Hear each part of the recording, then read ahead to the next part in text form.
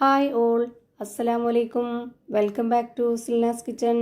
ഇന്നത്തെ റെസിപ്പി ഭയങ്കര വെറൈറ്റി ആയിട്ടുള്ള എന്നാൽ നല്ല ടേസ്റ്റി ആയിട്ടുള്ള ഒരു അടിപൊളി വെറൈറ്റി പലഹാരത്തിൻ്റെ റെസിപ്പിയാണ്. കുട്ടികൾക്കും വലിയവർക്കൊക്കെ ഒരുപോലെ ഇഷ്ടാവുന്ന നല്ല അടിപൊളി സ്വീറ്റിൻ്റെ റെസിപ്പിയാണ്. ഒരുപാട് സമയമൊന്നും വേണ്ട, വളരെ പെട്ടെന്ന് തന്നെ തയ്യാറാക്കി എടുക്കാൻ പറ്റുന്ന നല്ല ഈസി ആയിട്ടുള്ള അടിപൊളി റെസിപ്പിയാണ്. അപ്പോൾ ഇതെങ്ങനെയാണ് തയ്യാറാക്കുന്നതെന്ന് അറിയാനായിട്ട് വീഡിയോ സ്കിപ്പ് ചെയ്യാതെ മുഴുവനായിട്ടൊന്ന് കണ്ടു നോക്കണേ. റെസിപ്പിയിലോട്ട് കടക്കുന്നതിന് മുമ്പായി സിൽനാസ് കിച്ചൺ ചാനൽ ആദ്യമായിട്ട് കാണുന്നവരാണെങ്കിൽ പ്ലീസ് ഒന്ന് സബ്സ്ക്രൈബ് ചെയ്തേക്കണേ. ഒപ്പം തന്നെ ഈ വീഡിയോസ് നിങ്ങൾക്ക് ഇഷ്ടപ്പെടുകയാണെങ്കിൽ ഒരു ലൈക്ക് ചെയ്ത് ഷെയർ ചെയ്ത് ഹൈപ്പ് ചെയ്ത് സപ്പോർട്ട് ചെയ്യാനും മറക്കരുത്. ഇനി നമുക്ക് ഇതെങ്ങനെയാണ് തയ്യാറാക്കുന്നതെന്ന് നോക്കാം. ഇതിനായി ആദ്യം തന്നെ സ്റ്റവിലേക്ക് ഒരു പാൻ വെച്ച് കൊടുത്ത് ഫ്ലെയിം ഓൺ ആക്കി കൊടുത്തിട്ടുണ്ട്. ഇതിലേക്ക് ഇനി നല്ല കട്ടിയായിട്ടുള്ള പശുവിൻ പാൽ ഒഴിച്ചു കൊടുക്കാം. ഒട്ടും വെള്ളം ചേർക്കരുത്. ഞാനിവിടെ 500 ml കപ്പിൻ്റെ അളവിലാണ് പാൽ ഒഴിച്ചു കൊടുത്തിട്ടുള്ളത്. ഇനി ഇതിലേക്ക് നല്ലൊരു മണത്തിന് വേണ്ടി ഒരു 2 ഏലക്ക തല്ലിയത് ഇട്ട് കൊടുക്കുന്നുണ്ട്. എന്നിട്ടിത് ഹൈ ഫ്ലെയിമിൽ വെച്ചിട്ട് നന്നായിട്ടൊന്ന് ഇളക്കി കൊടുക്കാം. കൈവിടാതെ ഇളക്കി കൊടുക്കേണ്ട ആവശ്യമില്ല, ഇടയ്ക്കിടയ്ക്ക് ഇളക്കി കൊടുത്താൽ മതി. പാലിൽ പാട കെട്ടരുത്, അതുകൊണ്ടാണ് ഇതുപോലെ ഇളക്കി കൊടുക്കുന്നത്. ഈ പാല് ഹൈ ഫ്ലെയിമിൽ വെച്ച് തന്നെ നന്നായിട്ട് വറ്റി കുറുകി വരണം. ആ ഒരു പാലിൻ്റെ കുറുകി വന്ന മിക്സ് വെച്ചിട്ടാണ് നമ്മൾ ഈ പലഹാരം തയ്യാറാക്കിയെടുക്കുന്നത്. ഈ ഒരു പലഹാരത്തിൻ്റെ പേര് നെല്ലൂർ മലായ് കാജ എന്നാണ്. ഭയങ്കര ടേസ്റ്റി ആയിട്ടുള്ള വളരെ സിമ്പിളായിട്ടുള്ള നല്ലൊരു അടിപൊളി പലഹാരമാണ്. പാലിപ്പോൾ ഇതാ നല്ലപോലെ വറ്റി കട്ടിയായിട്ട് വന്നിട്ടുണ്ട്. ഞാനിപ്പോൾ ഇത് സ്പാച്ച് കൊണ്ട് കോരി കാണിച്ചു തരാം. ഇതാണ് ഇതിൻ്റെ കറക്റ്റ് ആയിട്ടുള്ള പരുവം. ഇനി നമുക്കിതിൻ്റെ ഫ്ലെയിം ഓഫ് ചെയ്ത് കൊടുക്കാം. ഇതിന് ചൂടാറണമെന്നൊന്നുമില്ല, നമുക്കിതൊരു പാത്രത്തിലേക്ക് മാറ്റാം. ഇനി ഇതിൽ നമുക്ക് മൈദപ്പൊടിയോ അല്ലാന്നുണ്ടെങ്കിൽ ഗോതമ്പ് പൊടിയോ ഇട്ട് കൊടുത്തിട്ട് നന്നായിട്ടൊന്ന് കുഴച്ചിട്ടെടുക്കണം. ഞാനിവിടെ ഇതിലേക്ക് ഇട്ട് കൊടുക്കുന്നത് ഗോതമ്പ് പൊടിയാണ്. മൈദയിൽ വേണമെങ്കിലും ചെയ്തിട്ടെടുക്കാവുന്നതാണ്. ആകെ നമുക്കിതിലേക്ക് വേണ്ടത് 1/2 കപ്പിന് 2 കപ്പ് ഗോതമ്പ് പൊടിയാണ്. ഞാനിപ്പോൾ ഇവിടെ ആദ്യം 1 കപ്പ് ഗോതമ്പ് പൊടി ഇട്ട് കൊടുത്തതിന് ശേഷം ഈ പലഹാരം ഒന്ന് സോഫ്റ്റ് ആയിട്ട് കിട്ടാൻ വേണ്ടിയിട്ട് ഒരു നുള്ള് സോഡാപ്പൊടി കൂടി ഇട്ട് കൊടുക്കുന്നുണ്ട്. എന്നിട്ട് കൈ വെച്ചിട്ട് ഇത് നല്ല പോലെ ഒന്ന് മിക്സ് ചെയ്തിട്ടെടുക്കാം.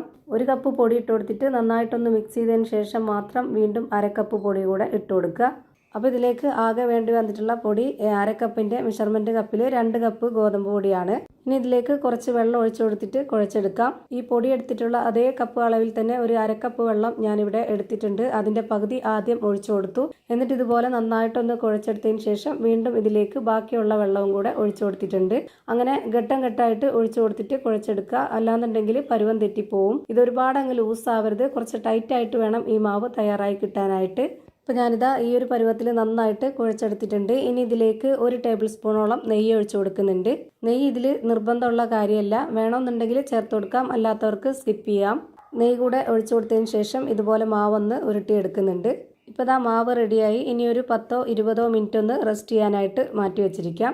ആ ഒരു സമയം കൊണ്ട് ഇനി ഒരു കാര്യം കൂടി ചെയ്യാനുണ്ട്. അതിനായിട്ട് സ്റ്റവിലേക്ക് ഒരു പാൻ വെച്ച് കൊടുത്തതിന് ശേഷം ഫ്ലെയിം ഓൺ ആക്കി കൊടുത്തു. ഇതിലേക്കൊരു 250 ml കപ്പിൻ്റെ അളവിൽ 1 കപ്പ് വെള്ളം ഒഴിച്ചു കൊടുക്കുന്നുണ്ട്. ഇനി ഇതിൽ നല്ലൊരു മണത്തിന് വേണ്ടി 2 ഏലക്ക തല്ലിയതും ഇട്ട് കൊടുക്കാം. പിന്നെ ഈ ഒരു മധുരത്തിനെ ബാലൻസ് ചെയ്യാനായിട്ടുള്ള ഒരു നുള്ള് ഉപ്പും ഇട്ട് കൊടുക്കുന്നുണ്ട്. അതിൻ്റെ കൂടെ തന്നെ നല്ലൊരു മണത്തിന് വേണ്ടി കുറച്ച് നെയ്യും ഒഴിച്ചു കൊടുക്കുന്നുണ്ട്. ഇനി ഇത് ഹൈ ഫ്ലെയിമിൽ വെച്ചിട്ട് ഒരു ഒട്ടുന്ന പരുവാകുമ്പോൾ ഇതിൻ്റെ ഫ്ലെയിം ഓഫ് ചെയ്ത് കൊടുക്കാം. അതായത് നൂല് പോലെ വലിഞ്ഞു വരേണ്ട ആവശ്യമൊന്നുമില്ല, അല്ലാതെ തന്നെ നമ്മൾ കൈകൊണ്ട് തൊട്ട് നോക്കുമ്പോൾ ഒരു ഒട്ടൽ വരുന്ന ആ ഒരു പരുവാകുമ്പോൾ നമുക്ക് ഇതിൻ്റെ ഫ്ലെയിം ഓഫ് ചെയ്ത് കൊടുക്കാം. ഇപ്പോൾ അതുപോലുള്ള ആ ഒരു കറക്റ്റ് ടൈം ആയിട്ടുണ്ട്. ഇനി നമുക്കിതിൻ്റെ ഫ്ലെയിം ഓഫ് ചെയ്ത് കൊടുക്കാം. എന്നിട്ട് ഇത് മാറ്റി വയ്ക്കുന്നുണ്ട്. ഇനി നമുക്ക് റെസ്റ്റ് ചെയ്യാനായിട്ട് വെച്ചിരുന്ന ആ ഒരു മാവിൽ നിന്ന് കുറച്ചായിട്ട് എടുത്തിട്ട് നമുക്ക് ഇഷ്ടമുള്ള ഏതെങ്കിലും ഒരു ഷേപ്പിൽ റെഡിയാക്കി എടുക്കാം. ഞാനിവിടെ കയ്യിൽ വെള്ളം തൊട്ടെടുക്കുകയോ അതുപോലെ തന്നെ എണ്ണ സ്പ്രെഡ് ചെയ്യുകയോ ഒന്നും ചെയ്തിട്ടില്ല. അല്ലാതെ തന്നെ നമ്മൾ ഇതിൽ നിന്ന് കുറച്ച് മാവ് എടുത്തിട്ട് നമ്മുടെ ഉള്ളംകൈയിൽ വെച്ചിട്ടൊന്ന് നന്നായിട്ട് അമർത്തിയതിന് ശേഷം ഇതുപോലെ നന്നായിട്ടൊന്ന് ഉരുട്ടിയെടുക്കണം. ഇതുപോലെ നന്നായിട്ട് അമർത്തി ഉരുട്ടിയെടുത്തിട്ട് നമ്മുടെ മാവ് നല്ല ലൂസ് ആവണം. അപ്പോൾ നല്ല സോഫ്റ്റ് ആയിട്ട് കിട്ടും. അതിനാണ് ഇങ്ങനെ ചെയ്യുന്നത്. ഒരു 30 സെക്കൻഡെങ്കിലും ഈ ഒരു രീതിയിൽ ചെയ്തെടുത്തതിന് ശേഷം ഇതുപോലെ ഒന്ന് പ്രസ് ചെയ്ത് കൊടുക്കുക. അപ്പോൾ ഇതുപോലെ പരന്ന ഷേപ്പ് ആകുമ്പോഴത്തേക്ക് ഈ മാവിൻ്റെ നടുഭാഗത്ത് വിരൽ വെച്ചിട്ടൊന്ന് പ്രസ് ചെയ്ത് കൊടുക്കുക. ഈ ഒരു സ്വീറ്റിൻ്റെ പ്രത്യേകത എന്ന് പറയുന്നത് ഈ മാവ് തന്നെ നല്ല സോഫ്റ്റ് ആയിട്ട് കിട്ടണം. എത്രത്തോളം സോഫ്റ്റ് ആയിട്ടിരിക്കുന്നോ അത്രയും നല്ല പെർഫെക്റ്റ് ആയിട്ടും നല്ല ടേസ്റ്റി ആയിട്ടും കഴിക്കാൻ പറ്റും.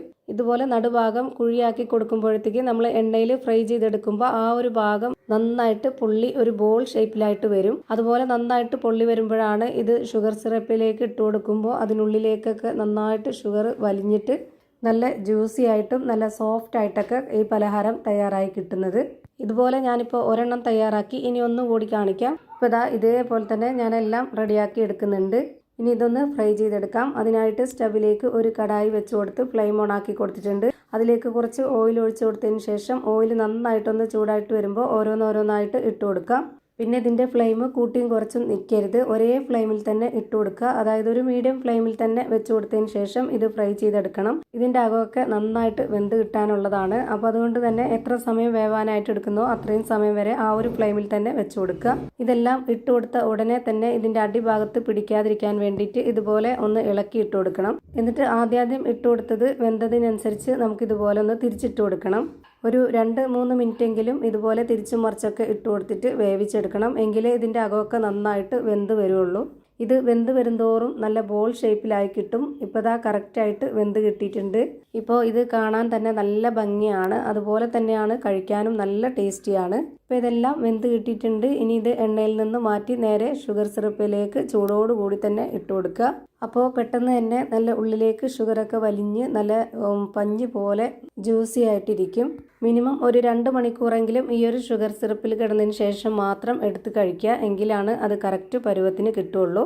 അപ്പോൾ ഇതാ നല്ല ടേസ്റ്റി ആയിട്ടുള്ള ഒരു അടിപൊളി നെല്ലൂർ മലായി കാജ റെഡിയായി കിട്ടിയിട്ടുണ്ട്. ഇത്രയേ ഉള്ളൂ ഇന്നത്തെ വീഡിയോ ഇഷ്ടമായാൽ ലൈക്ക് ചെയ്യാനും കമൻറ്റ് ചെയ്യാനും ഷെയർ ചെയ്യാനും മറക്കരുത്.